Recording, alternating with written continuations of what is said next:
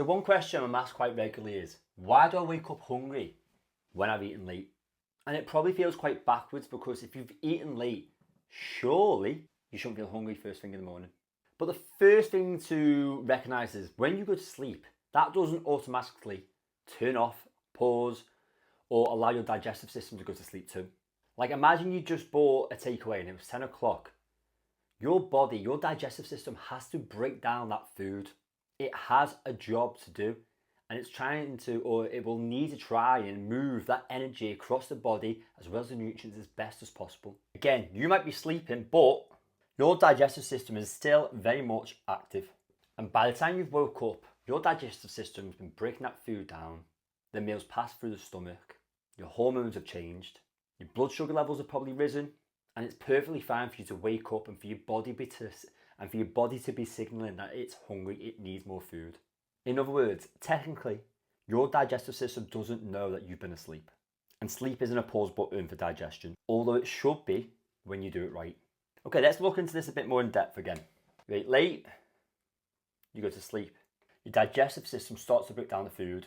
Your body is also repairing tissue, producing hormones, regulating blood sugar levels, which will now more than likely spike because you've eaten a late meal. Therefore, insulin's been released. And it's the insulin's job to remove the sugar from the blood to work in muscles, although you are asleep, to also store it into the liver and other areas. By the time you've woke up 6, 7, 8 hours later, your food's been digested, your blood sugars have leveled out, they would have risen and came back down.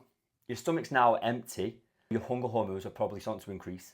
Therefore, the body will start asking for more fuel. That's why waking up hungry after eating late isn't all that strange. And if that late meal is quite large, some people find that they won't sleep very well. The sleep quality will decrease simply because the body is trying to digest the mass amount of food. It's taking up a lot of energy. And poor sleep, well, poor sleep generally means that you're probably going to feel less energetic, therefore crave more energy the following day. Now, if you compare that to someone who hasn't eaten late, they'll often feel more energetic, more refreshed. Why? And that's because the digestive system hasn't needed to take up so much energy. Energy that's needed for better sleep quality, to regulate the hormones, regulate the blood sugars and everything else that it needs to do while you're asleep.